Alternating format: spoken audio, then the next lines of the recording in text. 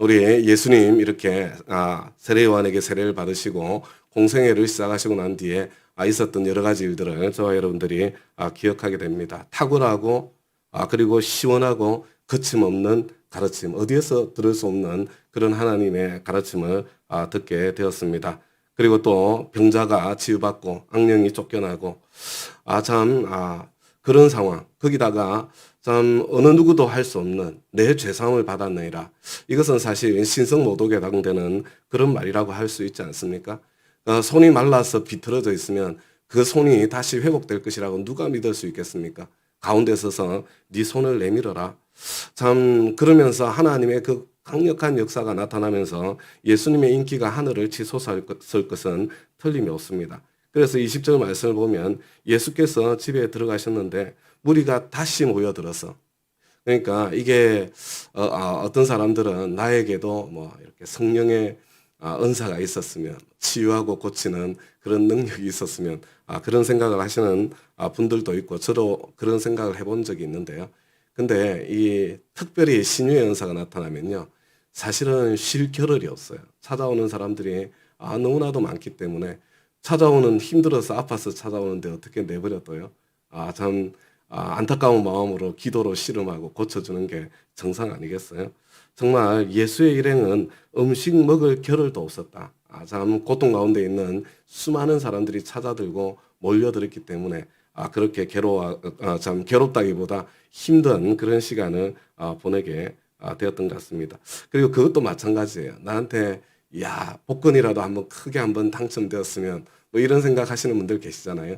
근데 복권 당첨돼 가지고 행복하게 잘 살았더라, 해피엔딩이 별로 없어요. 왜냐하면 이렇게 막 많이 당첨을 받으면은 막 주위에서 사람들이 막 몰려든대요. 그러니까 기부금 내라, 아니면 뭐 도와달라, 이것밖에, 뭐 그렇게 큰 돈을 받아놓고 이것밖에 안 도와주냐, 그 스트레스를 말로 다 할 수 없다는 그런 이야기를 제가 들었던 기억이 납니다. 사람들이 막 몰려드는 겁니다. 음식 먹을 겨를도 없는 그런 상황이 된 겁니다. 그 가운데서 예수님과 예수님의 제자들이 사역하고 있는 그런 모습을 마음속에 한번 그려보셨으면 좋겠습니다.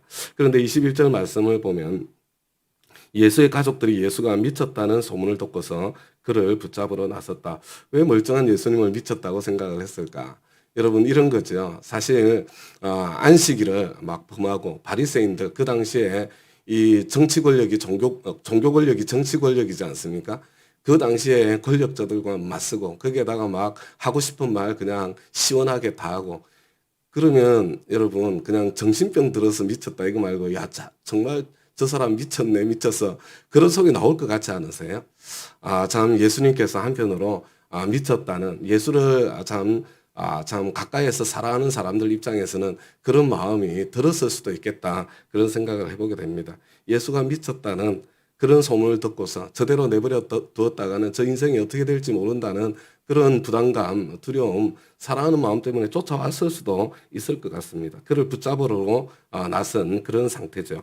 그리고 그 상황 속에서 예루살렘에서 내려온 율법학자들은 예수가 바알세불이 들렸다고 하고, 이건 무슨 이야기예요? 이단이라는 이야기죠. 그죠? 우리도 지금 막 이렇게 왕성하게 일어나는, 그런데 그게 막 영적인 역사가 나타나고 일들이 일어나고 그러면 이게 진짜 악령이 역사에도 크게 역사하는구나, 이단의 괴수 중에 괴수구나, 뭐 이런 소리 하지 않습니까?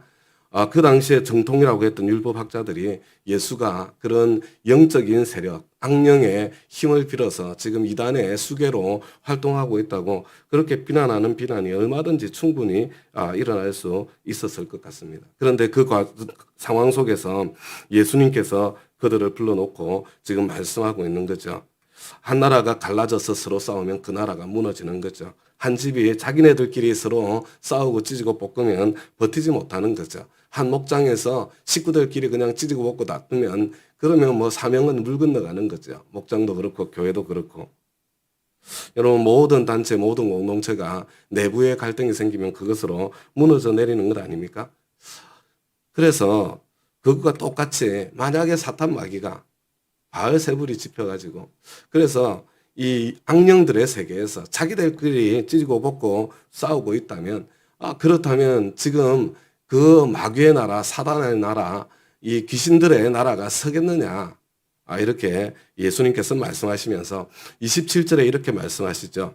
먼저 힘센 사람을 묶어놓지 않고서는 아무도 그 사람의 집에 들어가서 세간을 틀어갈 수 없다. 무슨 이야기예요? 그 당시 사람들이 참 악령의 역사를 무서워하고 귀신의 세력을 두려워하는데 지금 예수님 당신께서 오셔서 그 악령의 세력, 그 귀신의 세력을 묶었다는 이야기입니다. 그죠? 그러니까 참 몰아내고 쫓아내고 고쳐줄 수 있는 거 아닙니까?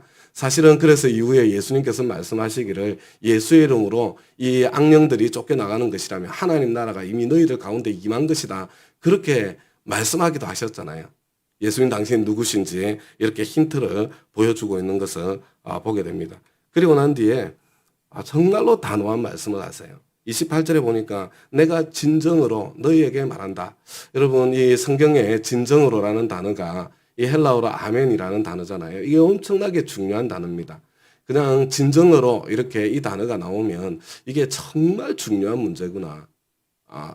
많은 경우에 우리의 구원과 관련되어 있는 그런 문제입니다.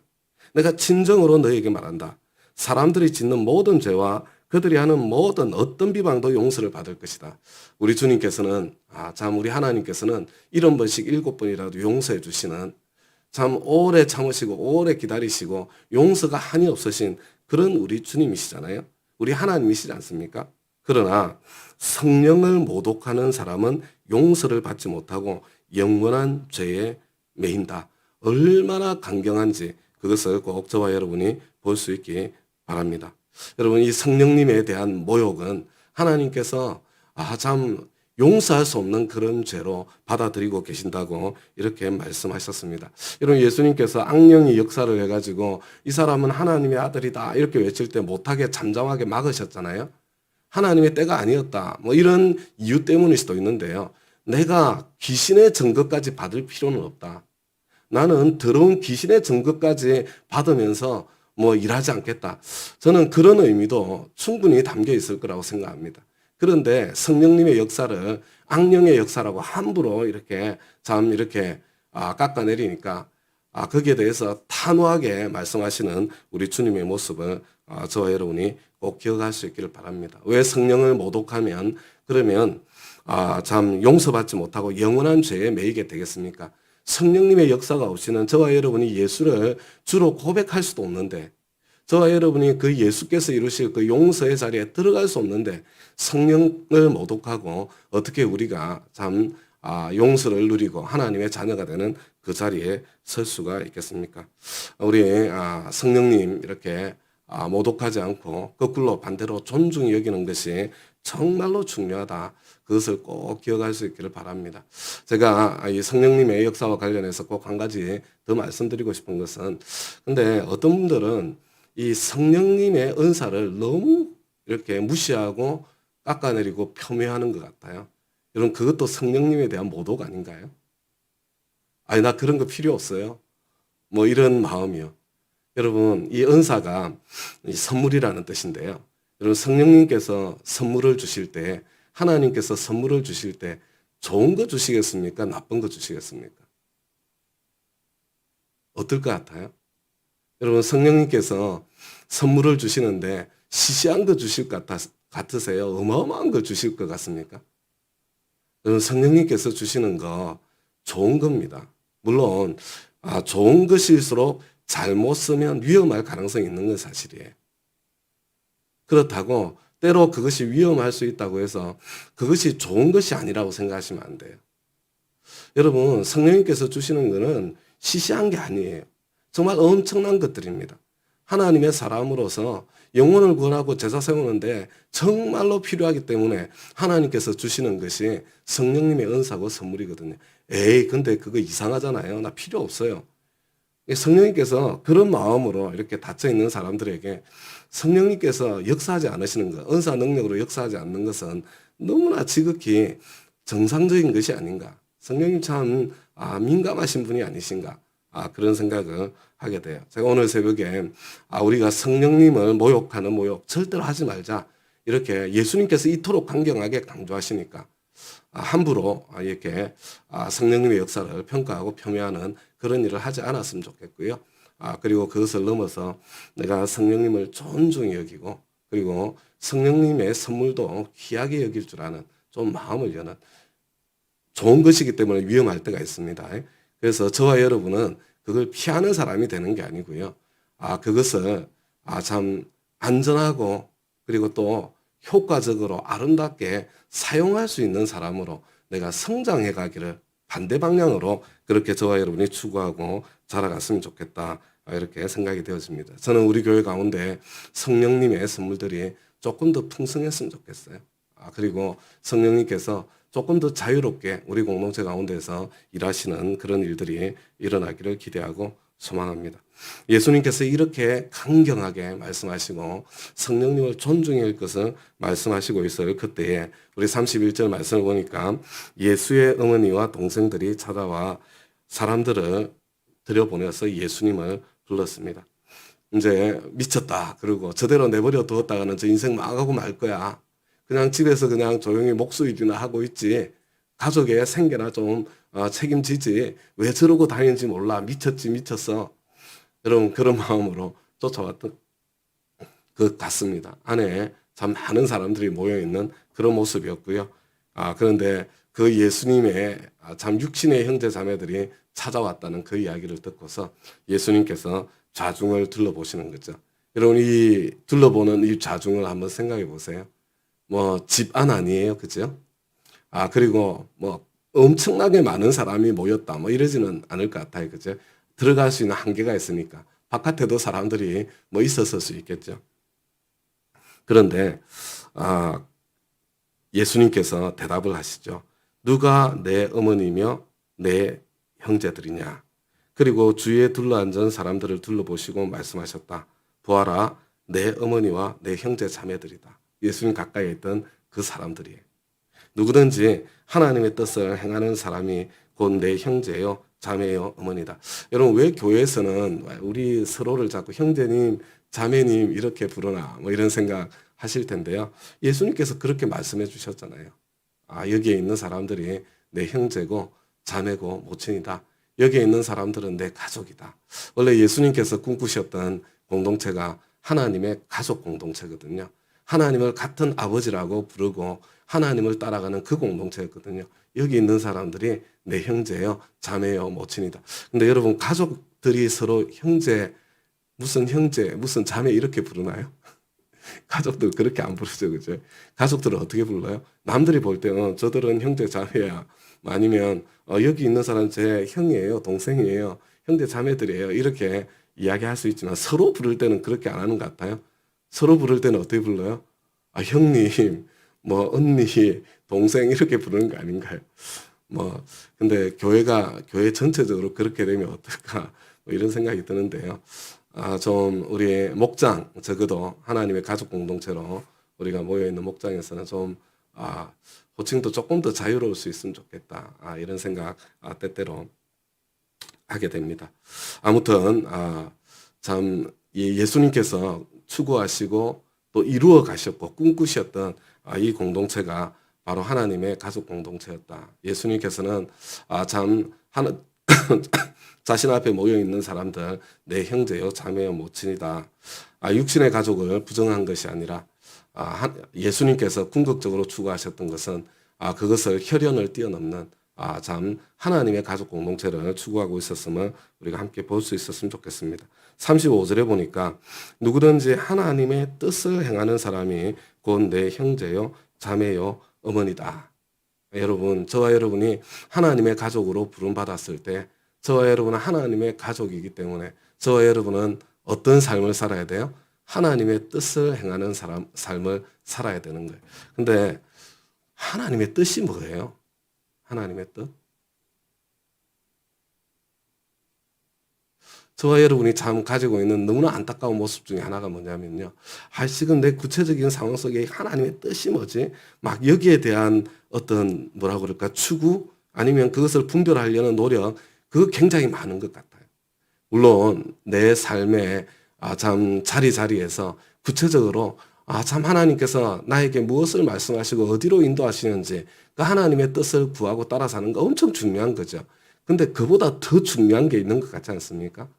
여러분 지금 이미 명백하게 이미 저와 여러분에게 이미 선명하게 가르쳐 주신 하나님의 뜻이 있지 않습니까? 이미 선명하게 알려주신 하나님의 뜻에는 관심도 없어. 그러고 난 뒤에 뭐 하나님 지금 이 상황 속에서 주님의 뜻이 뭔가요? 그러면 하나님 보시기에 얼마나 안타까우시겠어요. 여러분 이미 선명하게 주신 굳이 그렇게 막 하나님 주님의 뜻이 뭔가요? 물어보지 않아도 명백한 하나님의 뜻 그게 뭡니까? 여러분 우리 하나님의 가족 공동체를 향한 하나님의 뜻 이러면요.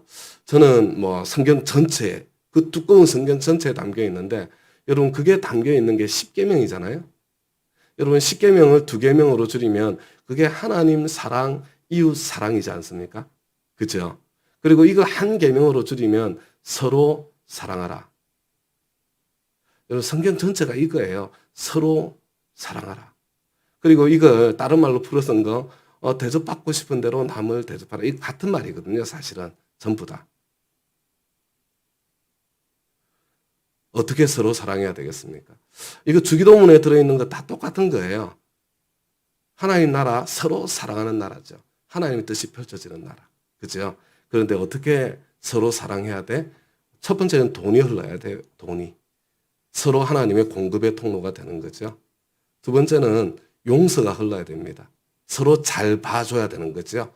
여러분 그냥 우리가 우리에게 잘못한 사람을 용서해 준 것 같이 우리 죄를 용서해 주십시오. 이게 무슨 말이냐면 서로 잘 봐줍시다.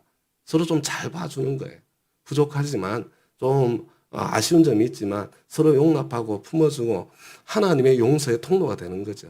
세 번째 뭡니까? 서로 지켜주는 거죠. 근데 내 힘으로 지켜줄 수 없으니까 내가 할 수 있는 건 해야지. 그 다음에 서로를 위한 중보기도. 이게 우리의 하나님의 뜻을 따라 사는 삶이고 명백한 하나님의 뜻이에요. 명백한 하나님의 뜻. 우리의 하나님의 가족 공동체를 이루는 길이고 하나님 나라를 세워가는 길이고 하나님의 자녀답게 사는 길이더라. 뭐가 흘러야 된다고요? 첫 번째, 돈이 흘러야 된다. 돈이 흘러야 됩니다. 하나님 저를 통해서 좀 많이 흘러갈 수 있도록 많이 주세요. 좋은 기도예요. 좋은 기도. 많이 흘러갈 수 있기를 바랍니다. 특별히 우리 가족 공동체 안에 힘들고 어려운 사람들이 있을 때 우리 흘려보낼 수 있기를 바랍니다. 우리 서로 하나님의 용서를 흘려보내야 됩니다. 서로 잘 봐줄 수 있도록 우리 누가 좀 요새 막 눈에 막 거슬려요. 결심하세요. 잘 봐주자. 하나님께서 나를 잘 봐주신 것처럼 잘 봐주리라. 결심해 주시고 그 다음에 서로 지켜줘야 되는데 우리는 자식 길러보면 내 한계가 얼마나 큰지 내 아들 딸도 내가 못 지켜요. 할 수 있는 게 중보기도 하는 것밖에 없습니다.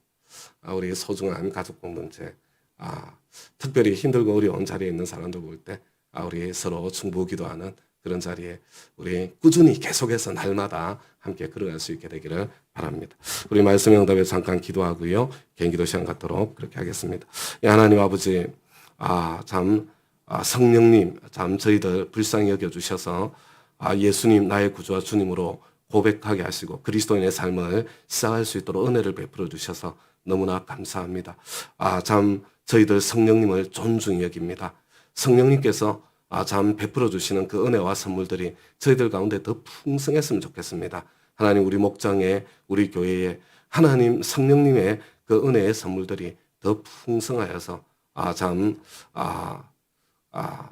더 아름답게 참 하나님의 가족 공동체로서 하나님의 사명을 이루어 나갈 수 있도록 주님 역사해 주시고 은혜로 함께 해 주시기를 간절히 구하고 소원합니다. 저희들 하나님의 아들 딸로 예수 그리스도의 형제 자매들로 이미 불러주셔서 주님 앞에 너무나 감사합니다. 하나님의 가족다운 그런 공동체로 지금 완전하지 못하지만 그래도 계속해서 한 걸음 한 걸음 더 성장해 갈 수 있도록 은혜를 베풀어 주십시오. 그래서 돈도 흐르고 용서도 용납도 흐르고 그리고 서로 지켜주고 보여주는 기도도 흐르는 그런 아름다운 목장, 아름다운 교회로 점점 더 단단해져 갈 수 있도록 우리 다운교회를 축복해 주시고 그 가운데 이 넓이와 크기가 점점 확장되어져 갈 수 있도록 하나님 나라가 더 풍성해져 가도록 하나님 나라를 이루어가는 공동체로 우리 다운교회를 마음껏 축복하시고 써주시옵소서. 하나님 특별히 이번 주간부터 참 삶공부가 시작이 됩니다.